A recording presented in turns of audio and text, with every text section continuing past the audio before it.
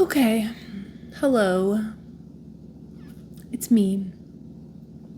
I usually like to make videos with my phone, not in selfie mode, so I don't have to watch myself, but it turns out for one reason or another it's better this way.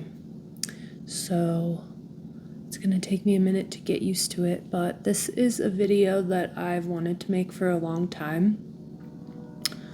I've gone through various different iterations of willingness and desire to do it, and I'm actually in one of the least desiring times to do it, like urge. I don't really have an urge, but it feels like it's being requested.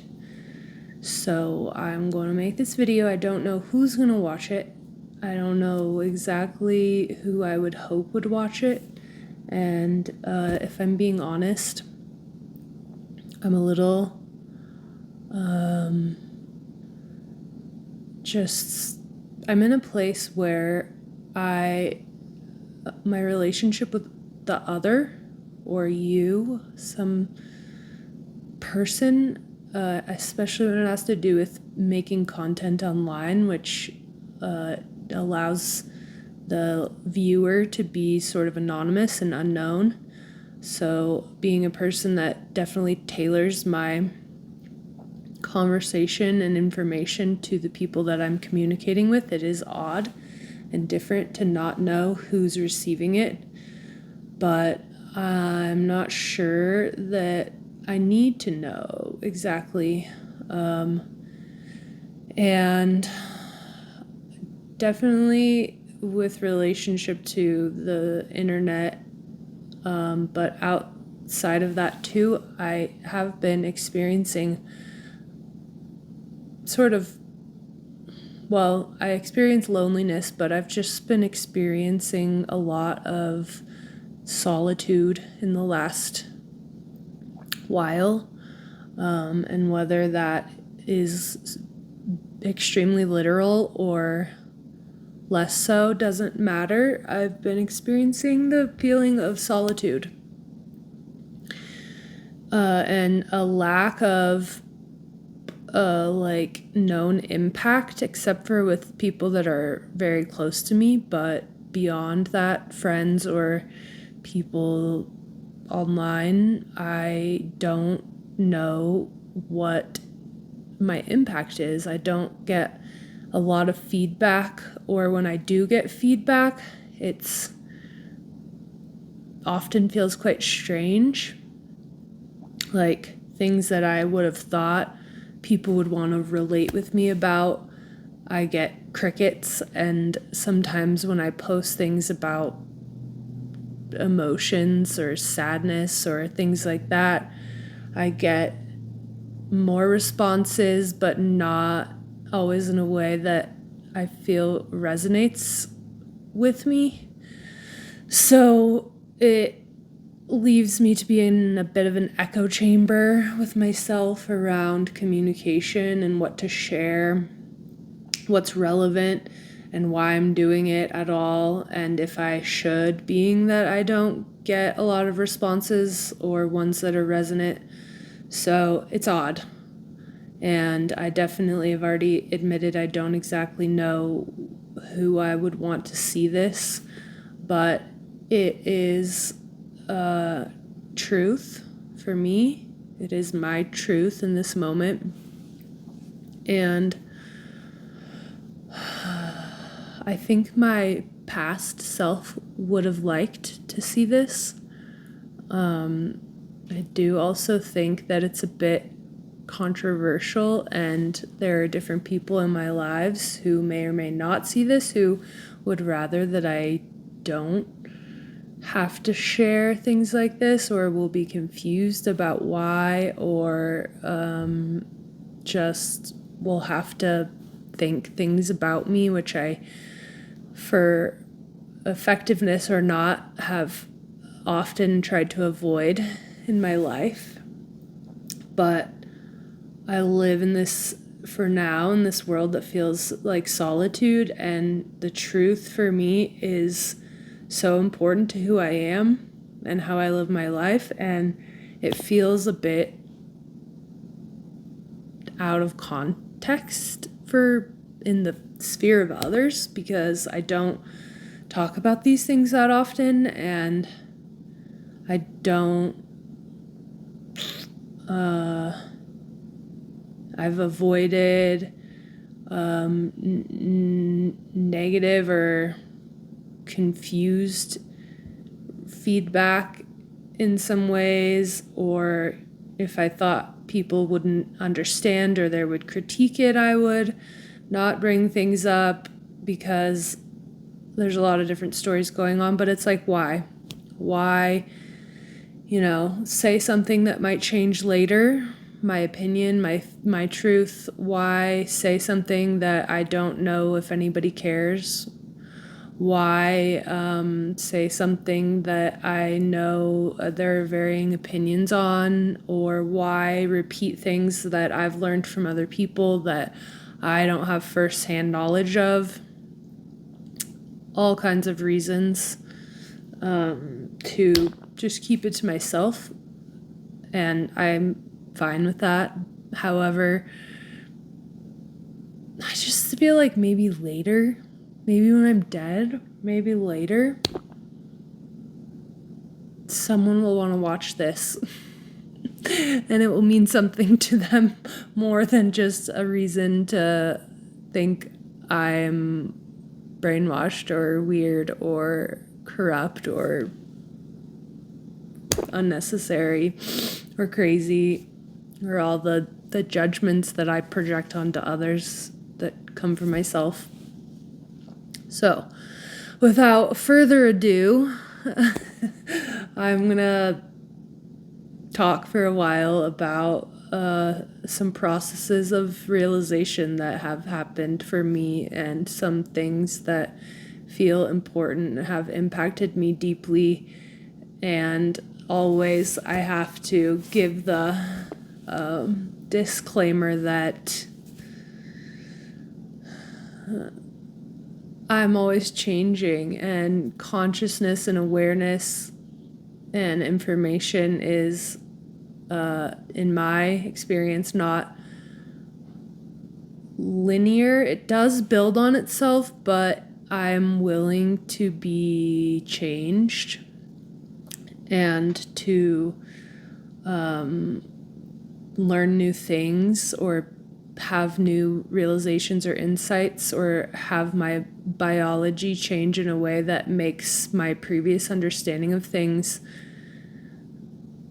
incomplete or moot. And I think that's something that could be really hard for people to hold a perspective, and also another countering one, but also to know that it might change, but to be able to be in conversation around it, and also in conversation about the fact that it might change. I presume that that's maybe not the easiest thing for a lot of people to hold. And I have to say it for my future self, who will maybe feel reluctant to speak or embarrassed later on that I said things that I then learned later were different. But that's my practice, and my challenge is to play with the experience of truth and to share even when it feels a little odd. So that's basically that, with the disclaimers and the prefacing. I think I'm going to start with some water.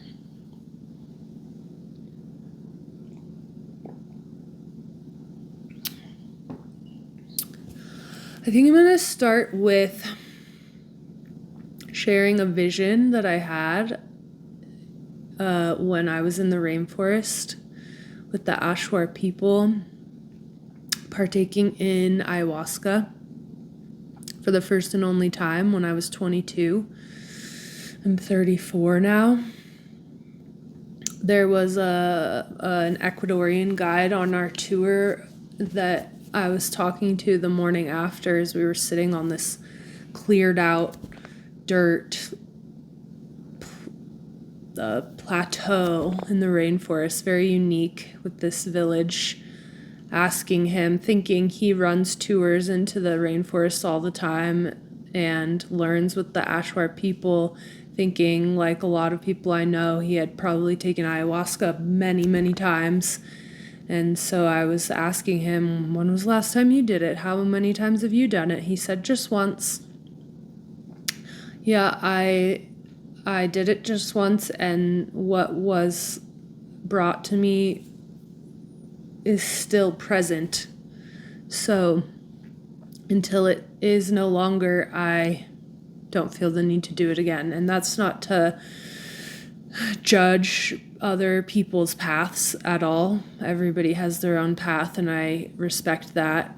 But maybe that was the first person that I met that I had only done it once, and so I sat with that for a while, and didn't have an expectation of how many more times I had done it. I hadn't even really sought it out very hard. It just came to me, this experience of doing it in the rainforest and of traveling to Ecuador with the Pachamama Alliance. And so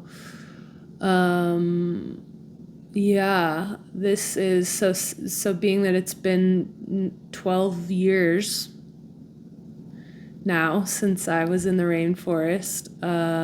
It's amazing to me how the visions and the experiences that I had through that substance, medicine, essence have occurred to me over time, transformed and visited me, and I've interacted with those memories and those experiences, and which ones have remained and come back and which have faded away. But there's one, I had a guide in my experience. I had this sort of like flying fairy guide that was able to like fly through different worlds and take me with, it felt like take me with her into all these different scenes so that I could experience different things. And one thing actually that happened at the very beginning, when I went from being like in the world and interacting with the stars and also some nervousness and fear around the coming experience, to eventually sort of like it felt like sort of like falling asleep or something like that. I started, all this information started coming just like insight, and it was coming so fast that I was reminded of how I had an experience when I was probably a teenager, where I used to like to write notes to myself, or like reminders of things that I thought of, or ideas or quotes. And I still like doing that occasionally, but there was a point at which I felt like there was, as much as I wanted to retain all this information and write it down so that I would remember it, there was a point where I was sort of grieving the fact that I couldn't go back, or I wasn't going to, and reread everything. And so there were certain things that felt really important that were going to be forgotten. And I've been in a conversation with myself around the forgetting of information and the remembering throughout my life. So I was just falling asleep on the rainforest floor on a banana leaf, and it didn't feel like falling asleep, but it is that akin to that experience of just sort of like drifting into a different world. So I had all this information coming, and I had that like, oh, wow, I need to remember this. This is amazing. How am I going to retain all of this? And there was just, it was coming so fast that there was this moment of surrender to like, okay, well, I don't have a pen and paper. I probably wouldn't even be able to write it down right now anyway, especially all of these things. And so I have to surrender to whatever is going to be, the most memorable and the most relevant to me, or the most prominent, and, let the rest impact me on a different level that I may not need to consciously remember. So after that was when the fairy creature guide was there to take me into these different worlds and fly around. So maybe there was like 7 different worlds, or it could have been more that I don't remember. Those were the ones that I retained when I woke up the next day. And one of them has stuck with me very strongly and revisited me on many occasions. And that was, we were flying through the image of a town, like a downtown, sort of a cityscape, like a street in a city where there's big buildings. And they were having the best words I can use, because these images have so much information and feeling and sensation behind them that to explain them with words almost does them a slight disservice, like words often do, but we use them anyway. And so the best word I have for the experience was like a parade. But the part of the potency of this vision was the sensation, the full body knowing and feeling and understanding that came with the experience, as if there's certain types of information I think we sort of take for granted when we're experiencing a escape or a scene where we take for granted in that it's almost sort of subconscious. We're not like always like aware of each portion of information that comes with an experience. So say you went to a coffee shop. There's an image of you going to a coffee shop, and some of the pieces of information you might take for granted is the context of understanding that you have going into this coffee shop. So on some level, you're aware of the fact that you've been there to that coffee shop before. You might know that you're going to run into a barista that you've talked to, or you might never have been there. And there's all kinds of pieces of information like that come with an experience that give you a sense of what you're doing in a place and what it means to you. But you may not be thinking like, oh, I've never been here before. You're just sort of assimilating that into the experience, but it's built into your system of sensing the smells and what time of day it is, and the things that are going on in your life all contribute to the sense of being in a place, the experience of that moment that you may not be actively conscious of in that time, but you can, if you were asked about that information, you would know and feel it. So this image that I had, we're flying through this cityscape, and part of the potency of this image was the sensory, lived, embodied feeling and things that I knew and experienced by being in this place that won't be as easy to describe by just telling you about the scene.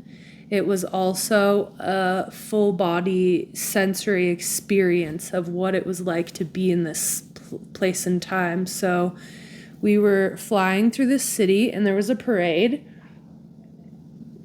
but it quickly became apparent to me that the parade, there were people and beings. I distinctly remember that there were beings that didn't look like humans. There were some humans, but there were some, like, I don't know, you see in like Rick and Morty or whatever, just all these different types of characters and humans coexisting in this parade scene. And some of them were in like flying contraptions, and some of them were flying, some people were on the ground. There was all kinds of just pomp and circumstance. Music and celebration was one of the main themes of this feeling and this experience.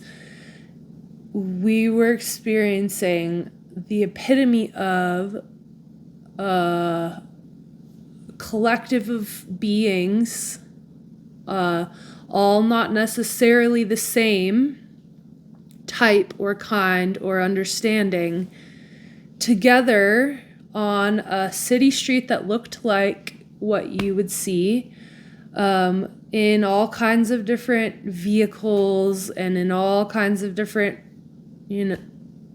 activities, with the pure understanding of the essence of celebration. And that was the part where nobody had to tell me anything, and it wasn't even necessarily an inference based on what I was seeing, though that was part of it. But there was the understanding that these people were in the utmost of celebration of their human or experiential capacity as beings in bodies. They had optimized their knowledge, their technology, their emotional acuity, and their interconnectedness to create a society that was working.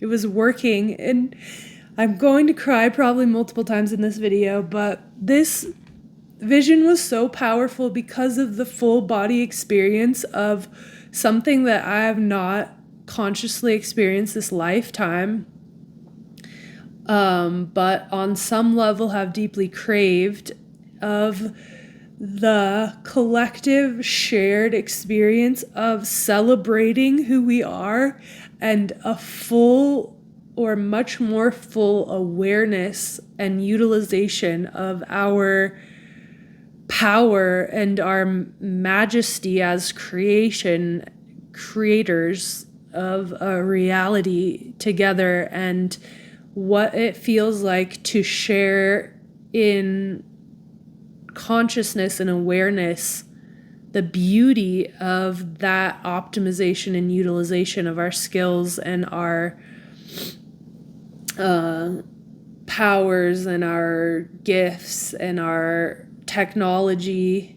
Particularly, it was a highly advanced technological age, and I got to experience flying through this place, not only the vision of what these people looked like and the extent of possibility that they were able to tap into and make use of in their day-to-day lives, but also the embodied awareness and understanding of that feeling of having gotten past great challenge and come to an existence where there was nothing left to do but to celebrate together the manifestation of our great efforts and collaboration and love and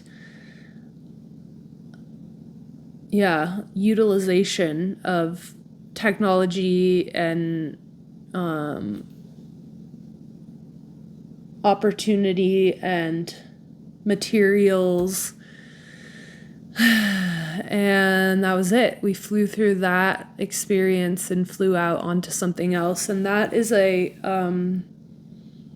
vision and image, a sensory experience that I've relived many times since then, and maybe wasn't even one of the most prominent visions from my journey when I came out of it that I would, and definitely I don't know that I would really tell people about that one first and foremost. So I suppose you could say it has taken me some time to unpack it or to build a relationship with this image. But in the past 5 or so years, since I've been refining and establishing in my conscious awareness my set of values and skills and gifts and things that are important to me, this image has been revisiting me, especially as I realize that one of my values is celebration, and something that I deeply long and yearn for is and have experienced, which has emphasized the importance of this for me, the celebration of human life, of this life, because in part because there's, in my experience, has been so much to be skeptical about and to wish was different and to see the downfall of in our society and so on and so forth. There's been so much. It's been easy to access all of the things that I think could be better about our culture and our day-to-day lives and so on.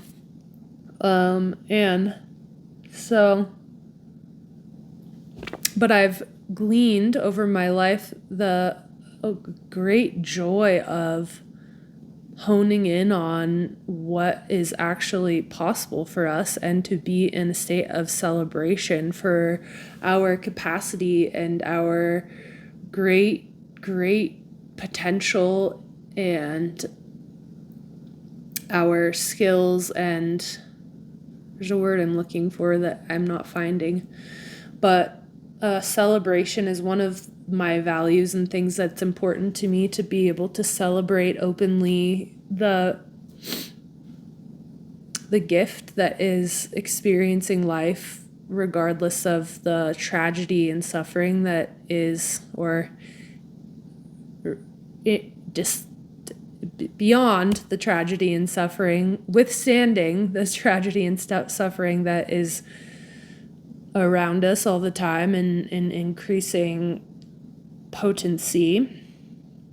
So this image of a society that is intermixed and clearly in obvious support of that diversity and has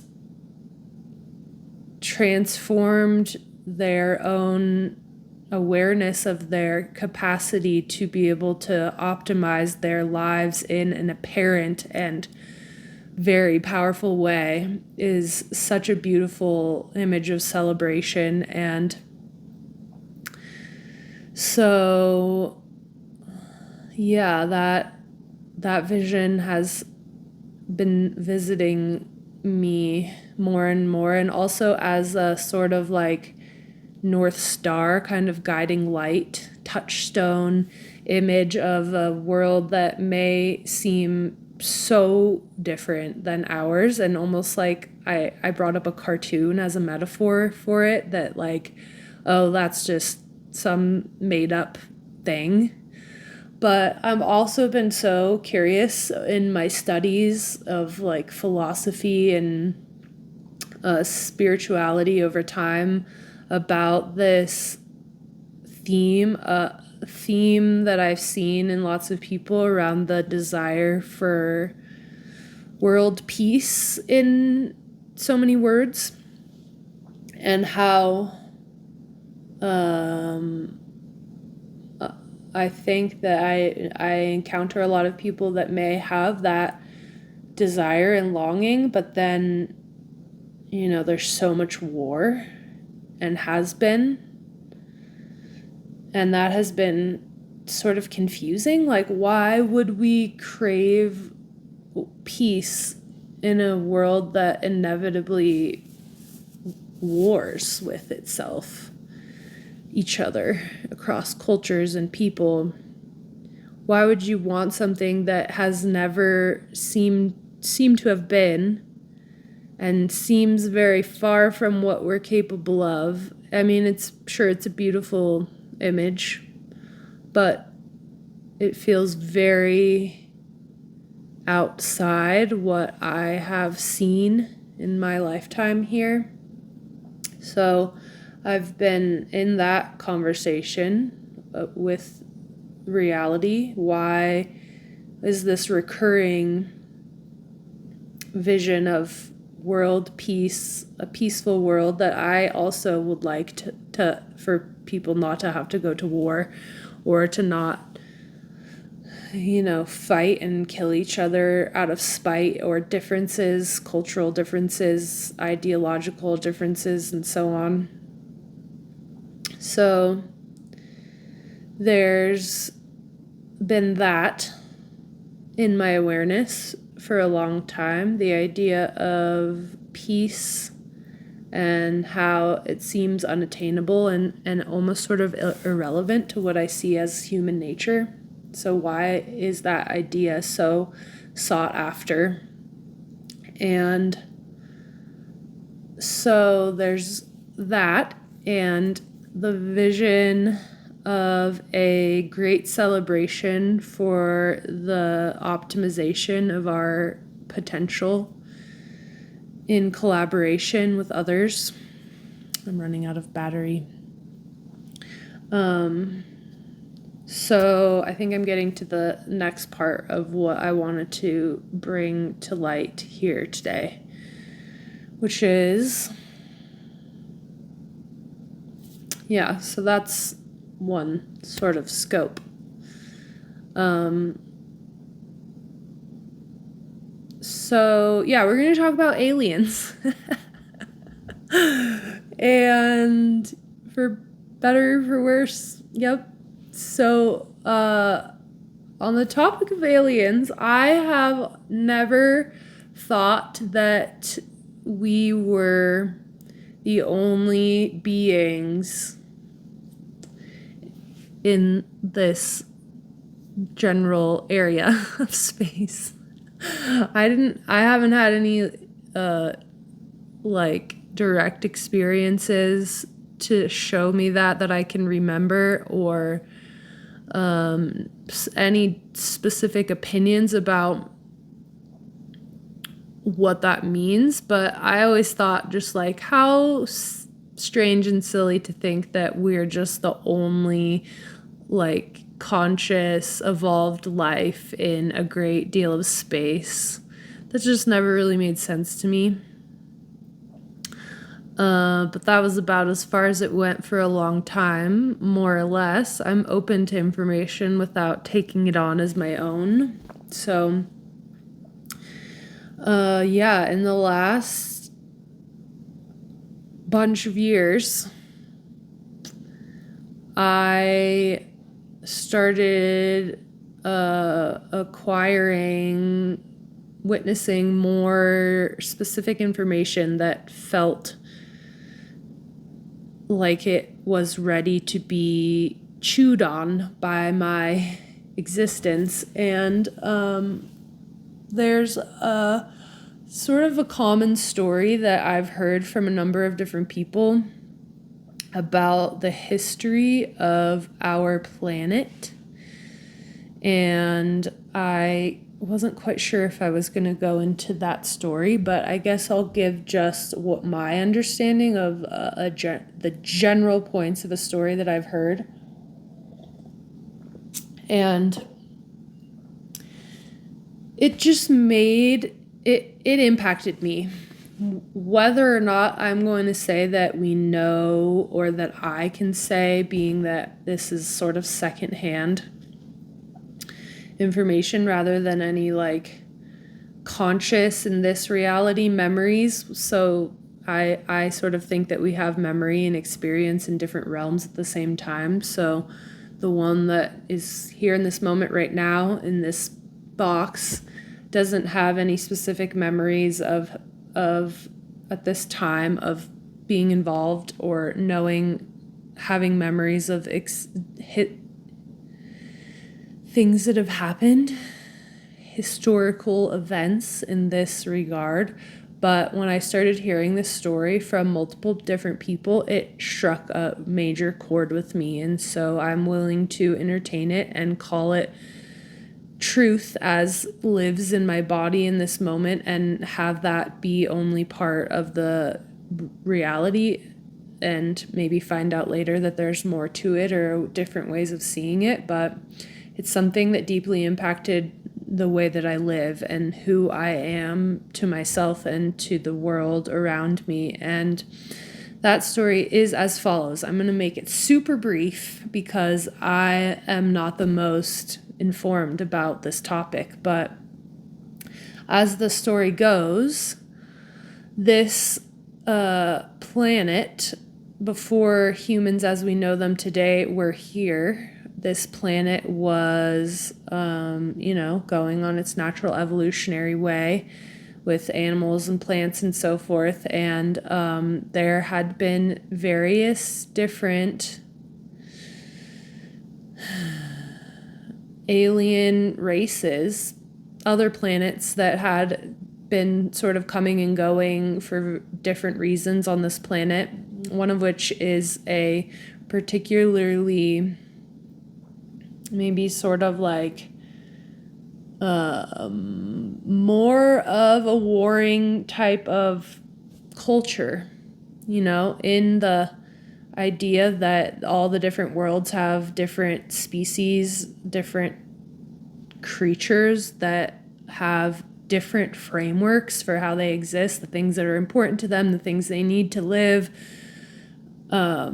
Beyond the idea of right and wrong, they're just different worlds, different systems. So there was a world that was, I want to say, sort of nefarious, just kind of like dark and sketchy, that had been one of the main cultures that was here. And then there was a planet that was a more peaceful planet that came and started harvesting certain materials from our earth and ended up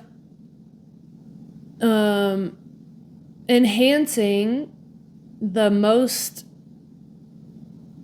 developed, so to speak, creatures that were on this planet, which, I don't know, call them like, what do you call them? Neanderthal type creatures, monkey people, not really conscious quite yet or something. And in order to more or less use them as labor, they enhanced their capabilities and progressed them along, maybe through multiple methods, and one of which was partially sort of like hybridizing with their own genes, these humanish creatures, so that they could use them as labor to harvest materials on our planet. And so hence the early versions of humans. And long story short, they decide to leave, or they use up they gain a lot of the materials and want to move on. Or there's also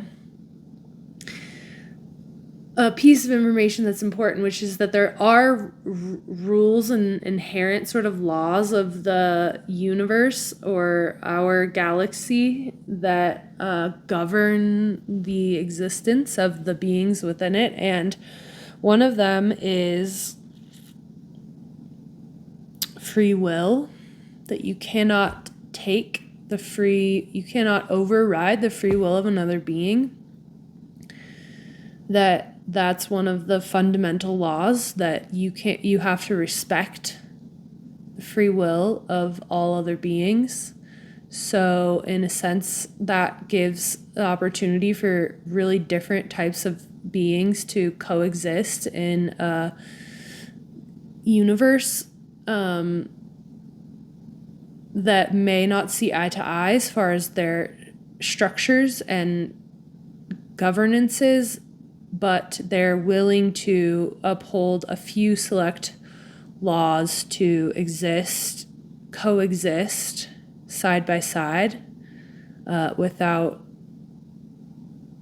destroying one another, essentially. And that is part of the optimization of collaboration, and this like harkening back to world peace is how can multiple different realities coexist that don't agree with each other and have fundamental differences. There has to be some essential willingness to like live and let live, essentially. So there was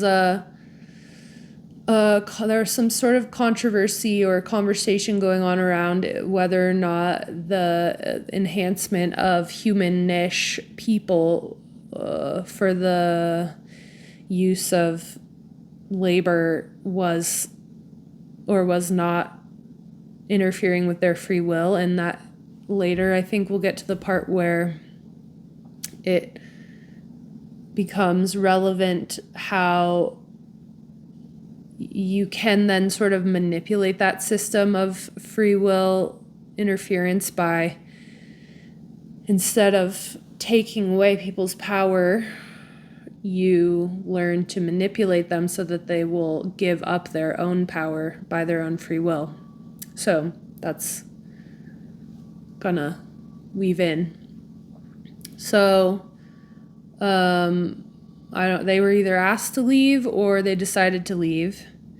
And then this other, we're going to call them the nefarious ones, that creatures that were here were also, fucking around with human-ishes, and they were told they needed to leave too, but they were reluctant to leave because they had actually inhabited this planet before humans even were here, and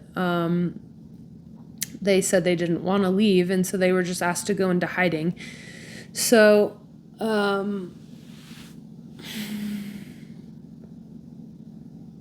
they did went into hide. They couldn't be seen by humans, and so then all of a sudden, more or less, this is just like a really abbreviated version of this story. We're here alone, and I'm saying we, as human-ish, even now.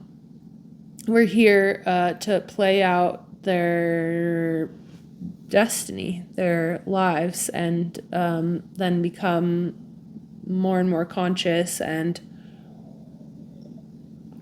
so on and so forth, with our very own history and goals and visions and trajectories. And there's so much more to it. But this is the story that I've heard, more or less, from various different people. And why, a couple reasons why it was so monumentous to me was, for one, it answered a fundamental question I had around, why are we bad?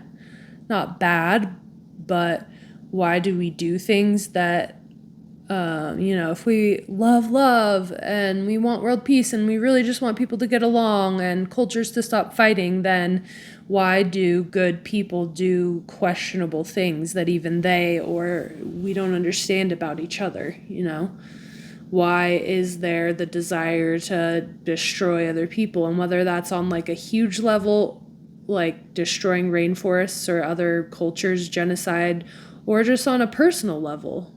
Why do we hurt the people that we love? Why do we destroy certain, why do we have that impulse? And it makes sense, whether in a literal way or a metaphoric way, to me, that we are hybrid creatures, that we are a mixture of both like really highly developed, super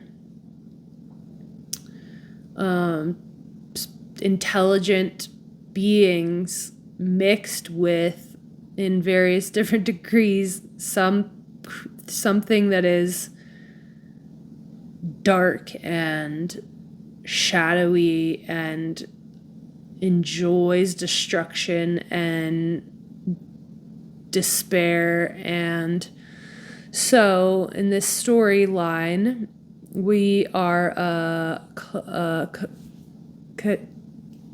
combination of both beautiful,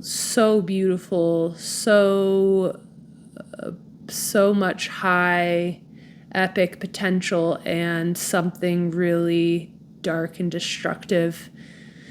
And in acknowledging that that is part of my makeup, because this is my story, my reality that's unfolding in front of me, that somehow allows me to let that exist, to accept that's easy enough for me to accept, because I don't know, there's a heavy narrative around, biblical sort of like sin, Garden of Evil things, and that's a conversation for a different day. But this is one of the stories that made something make most sense to me than it ever has, around why we have such darkness, and that, and also, the like trying to shut that out or pretend it's not there, or not having a good reason for it, and just being like,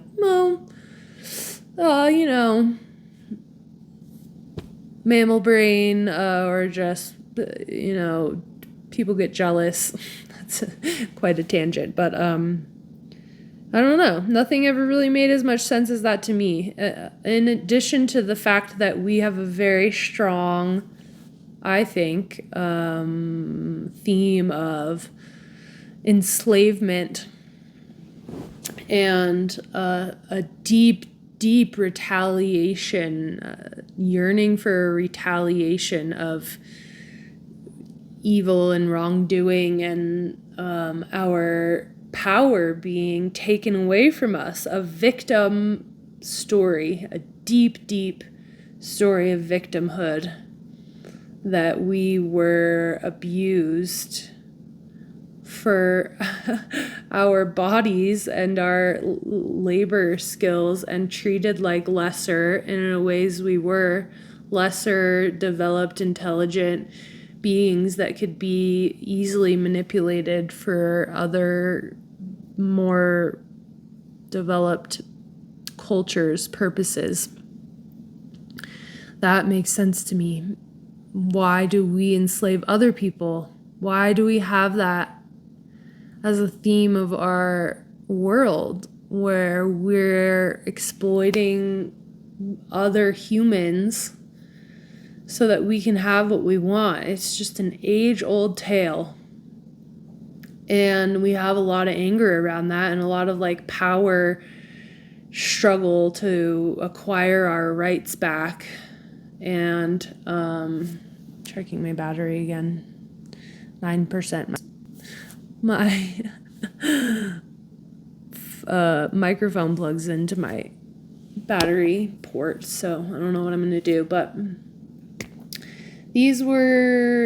this is a storyline that makes sense to me. It makes sense to me that I am so much more than just this. And also, I've just always felt like this is a strange place, and I have memories and deep yearnings for things that I don't understand and have never seen occur in this world, around sort of like telepathic, collaborative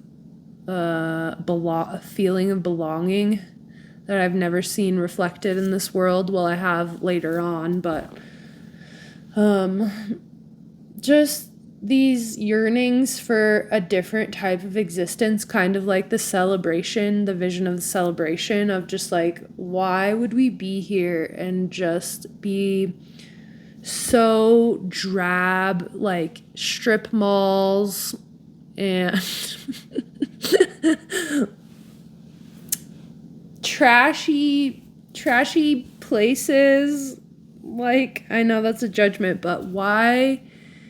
And why do we have to live in this world that so many people don't like?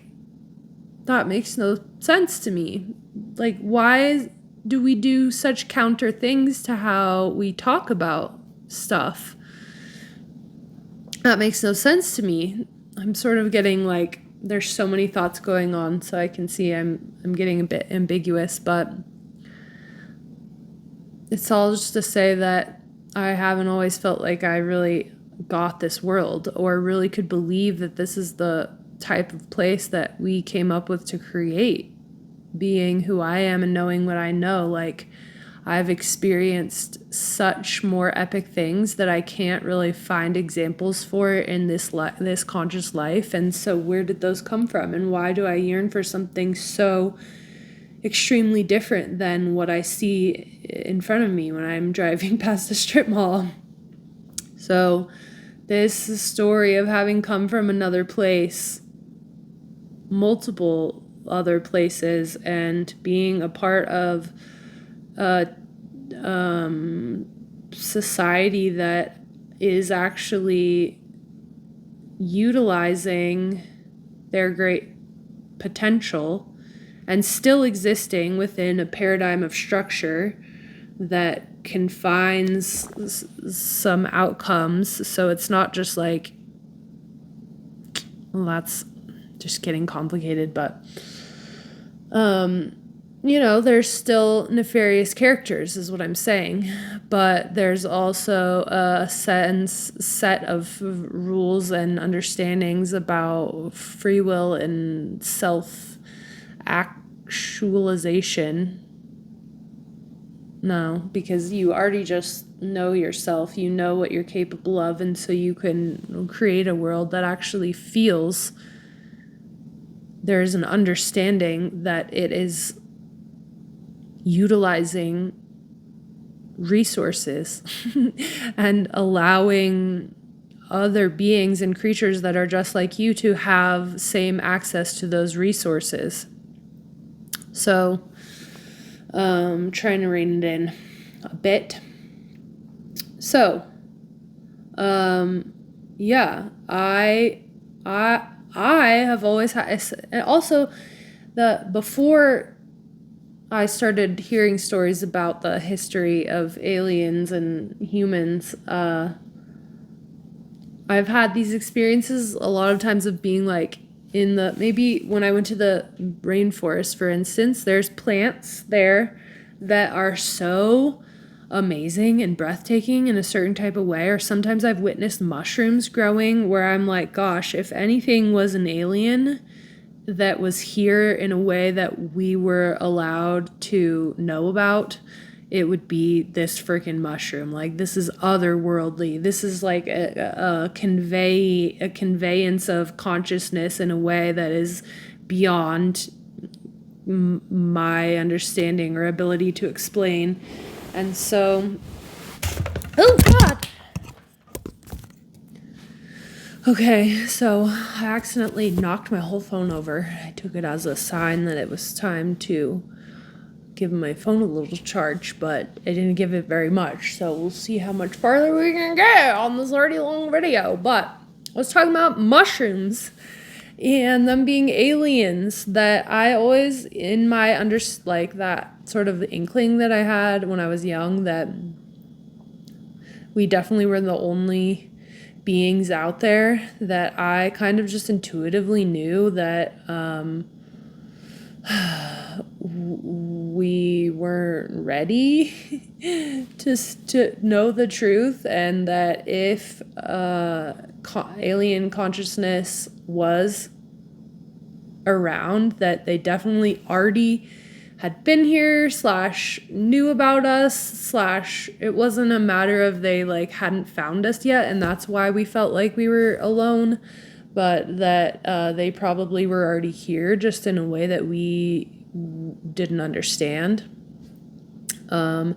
And that if they were going to start showing themselves, that it would start through things like the experience of communicating with a plant.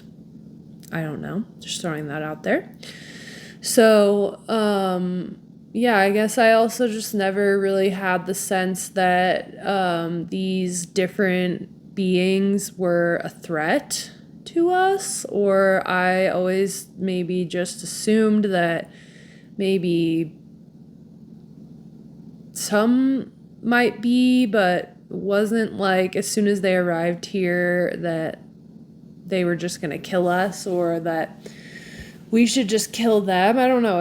I guess looking retrospectively, I've just always assumed that there was maybe like a lot of different types and that some of them would want to help, especially when you have this sense that this being, this like forest being, because plants communicate with me really in a like an experiential way. When you see a plant, especially in the rainforest, this happens so much where you're just like, what? Like you see an orchid? You're like,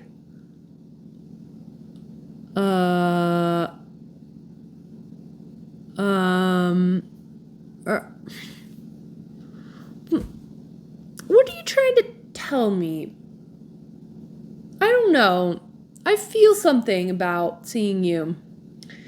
So, I've just always I love that image of like an alien being turning itself into some crazy plant so that it can communicate with us. Yeah, there's so many directions I could go with that. So basically, yeah, this information has changed how I feel about myself, how I end my deepest yearnings and longings and passions and my greatest heartfelt moments and my inklings about existence. And it's validated so much of that for me. It's also had me feel more accepting of my own shadows and my own nefariousness and that of other humans. And so, yeah, I mean, once that box opens, the information comes forth about all kinds of stories of people experiencing different things and being in collaboration with different beings and consciousnesses. And yeah, I mean, after that, the insights could be talked about for hours straight. So I feel like the gist was that there's something that I believe and assume very just inherently, which is that the collective meeting of any alien beings would be of great benefit to us, and that it doesn't scare me. I have no sense that we're going to be attacked. First contact is an attack for them to like take us over or something, as if we're not already fully known and seen. To me, that's easy. And I assume, because I know what I know and I feel what I feel, that everybody would know that. But it's come to my attention that might possibly be quite a bit of fear about, the unknown. What it really comes down to. So much fear of the unknown, and I totally get that. so deeply. It's terrifying. But I'm willing to find out. And I think that makes me scary to some people. Yeah. But I mean, like the one last thing I think I want to touch on is the death of the guru, which I talked about in another video. But in my understanding, the evolution from victim slavehood to a conscious collaborator is eminent, and it has to do, like, in my understanding, the reason why like an alien being would have to be sort of more covert about their existence here is because there's this aspect where we have given our power away to other beings, other ideas that keep us in a state of subordination that is really what makes us a danger to ourselves and the universe or the other worlds around us, which is that we're easily manipulated willingly. And until you have a realization of your own power of will, you are at the whim of the victim consciousness, which makes you want to obliterate things you don't understand, cultures and places and states of mind. And so anytime that we have been introduced to these like interdimensional beings, for instance, the classic story of the guru or the channeler that then gets touted as a cult leader because they were great and powerful, and they had a large group of people that wanted to listen to them and absorb their really powerful information. But then those followers gave their power away to that person, and then they claim the victim. And until we as a human species realize, and that is a full embodied paradigm shift, we realize that we are just as powerful and in having access to these great technologies and insights. Until we are able to realize and wield our own will and power with the ability to also respect these laws of governance between people and realities, that we're a great danger to ourselves and others. And so these outside, these interdimensional beings have to make themselves concealed until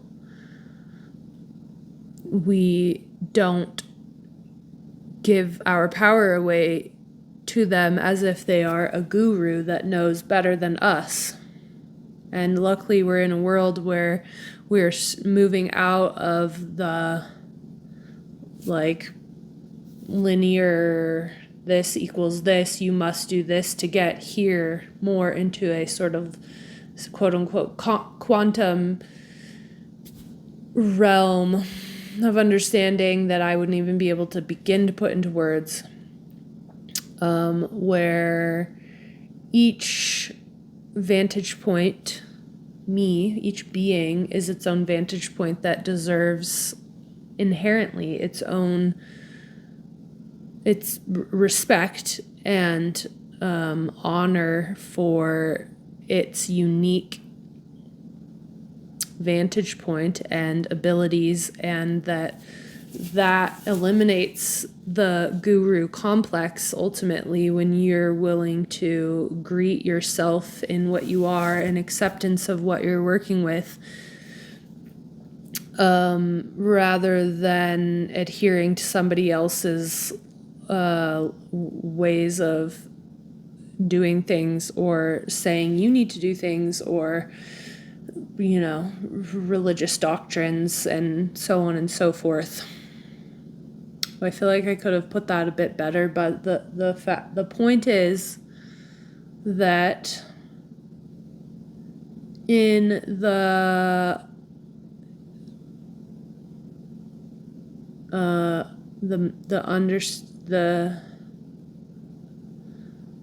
realization of a world where we are able to utilize our technology and resources in a way that actually benefits, truly in a way that everybody understands is benefiting them, in this like in the vision of the parade.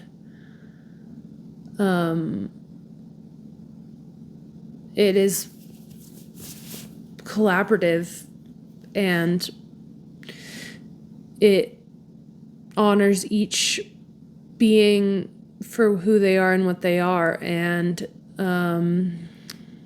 it is inherently unknown going forth, and that we have within us already, without needing to do or needing anything, a code that's built into every being in this universe to run itself in a way that is advantageous to its success. And that a lot of alien worlds know this and are already utilizing this and don't need permission, aren't waiting to come, blow us up, or they're conscious of the delicate nature of this conversation, and can't also, give us this awareness.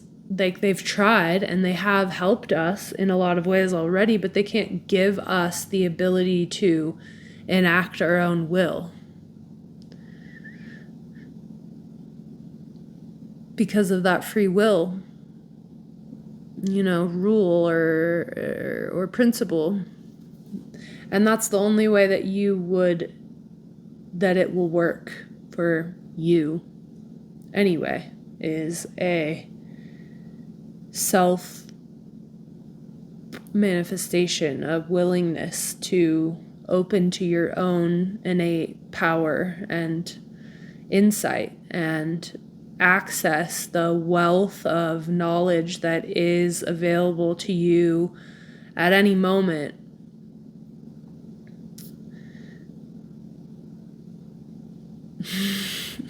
And can't be taken away by anyone. And that's why I actually believe that there is a truth that we share that has wanted to be denied, that you can feel and sense and know. And one of those is that every being can and does, but can have access to fulfillment of necessary nutrients to sustain an ongoing creation of life in majesty.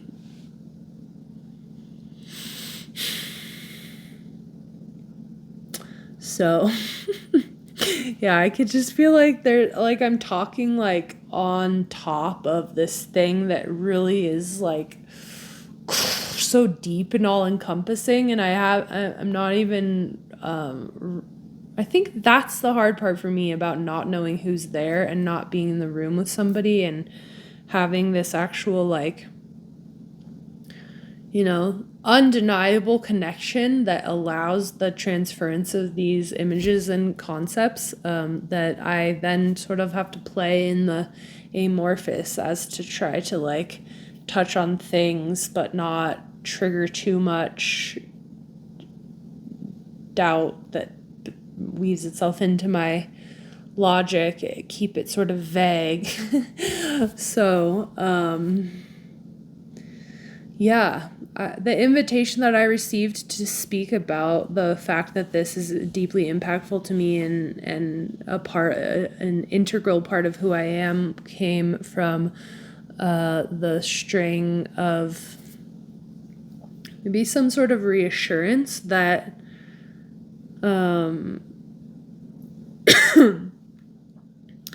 that it's okay, that we're not really in danger. We are in certain ways, and there's all kinds of different streams going on, but this realization is freedom and the embracing of the unknown of what's to come, whether it's with the idea of aliens or our evolving technology or the changing of our world at a rapid pace, is for our benefit. And we asked for this. We need this. It is written. It is our history. It is us. It is our inevitability, as far as I see it. And change is what we need, I really think, like, I know there's so many people that could argue with every single point about what I'm saying, but I feel like one of the truths, if people were able to really acknowledge what's going on here, is we need change in a lot of ways. And it's one thing to say that, and it's one thing to actually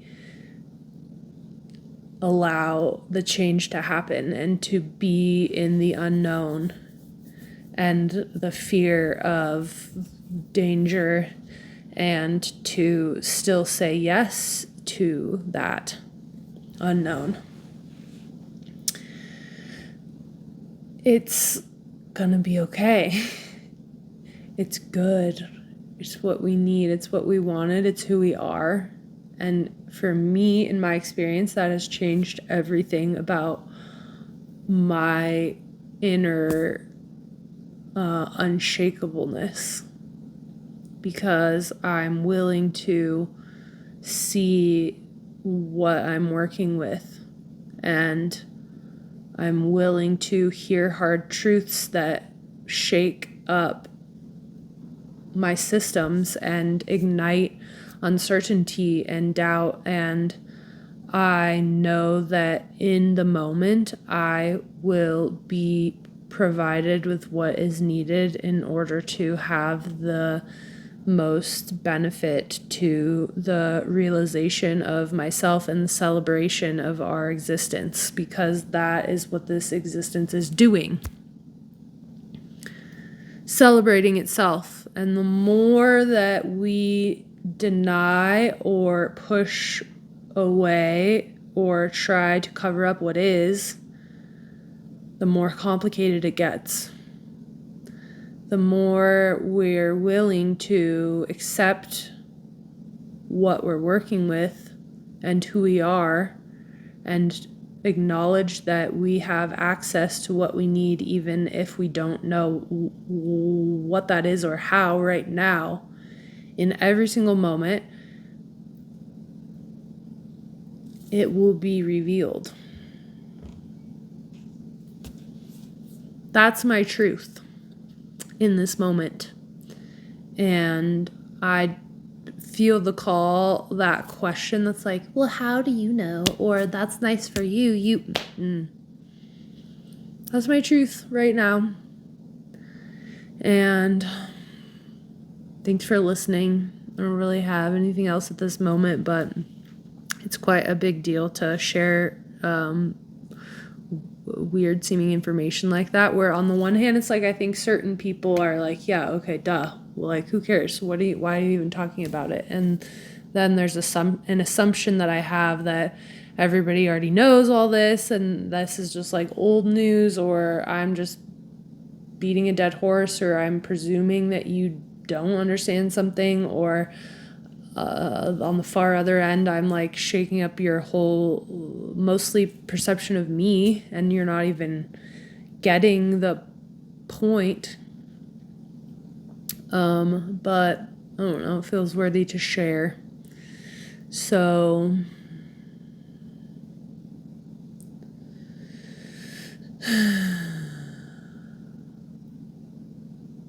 yeah.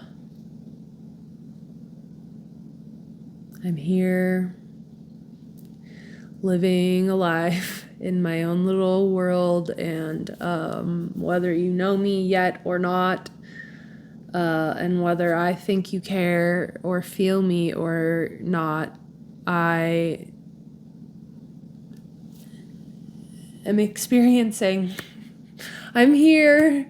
I may or may not be real, but in this moment, I'm real. My world feels real, and whether or not you ever get to witness it or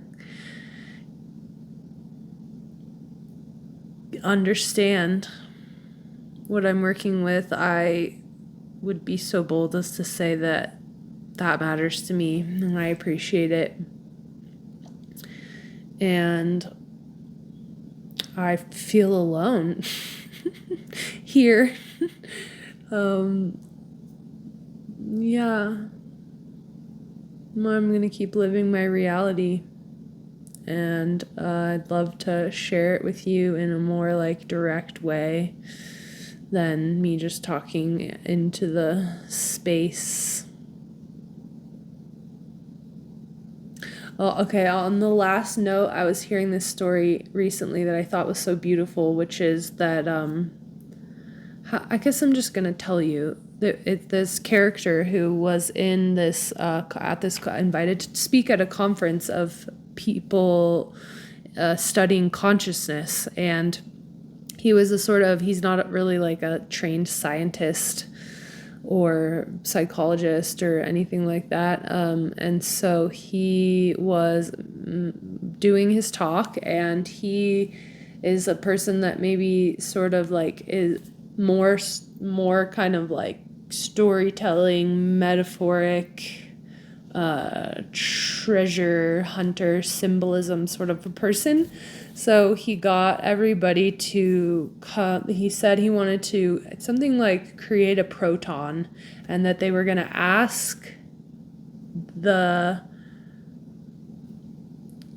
consciousness to speak through this manifestation of a proton by all standing in a circle, and he was at the center, and he was going to be the like channeling of the information that they wanted to glean about consciousness. And so for the longest time, he said he had to, in order to present this information, he felt he needed to be destroyed. And so he was there in the center, just sort of, I didn't give the details about what that looked like, but just, going through a process, or maybe just sort of like being nothing. And that after a certain amount of time, maybe like 40 minutes or something, people started to leave. They were kind of just like, nothing is happening here. Like, what is this? It's uncomfortable and weird, and we wanted to talk and whatever. And maybe I think like 8 or 10 people ended up staying and holding, because he invited people. He said, this is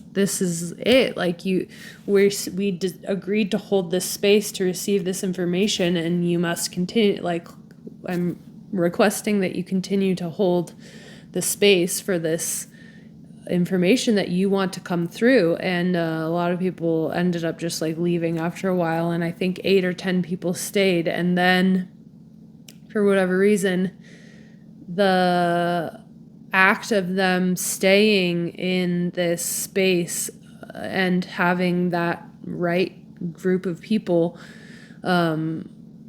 he then started just like channeling all this deep information about what consciousness is. That was their question. What is consciousness? And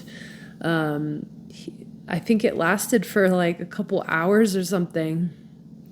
And what he was describing after was this experience of what we need that a lot of our society does not understand, because we're eager to have answers and to have things make sense and to come in a way that we can comprehend and in a timeline that we're willing to sit for. That what we're being asked is to learn to hold space. Hold the space. That's what we haven't figured out how to do yet, is to hold the space. And in so doing, we have access to everything because it's all here. I'm not saying it quite as well, but he said all of our attempts to create solutions and inventions to mitigate certain things, they all lack the necessary knowledge of how to hold a space, how to hold space, how to listen, how to wait. And I think that as soon as you can actually get into that place of willingness and harnessing what is right here, that it actually happens quite a bit faster than you think. But it's not until you are truly, and this can't be faked or lied, willing to be there in the present moment, harnessing what is already here, you'll always just be missing it and trying to force something else. So, for whatever that's worth, I'm not gonna explicitly say how that relates, but I enjoy being with you. Thanks for putting me on your screen and listening to me for upwards of an hour talk about my truth, and I'm willing to hear what yours is and what it brings up for you. And yeah, enjoy the rest of your time until I see you next.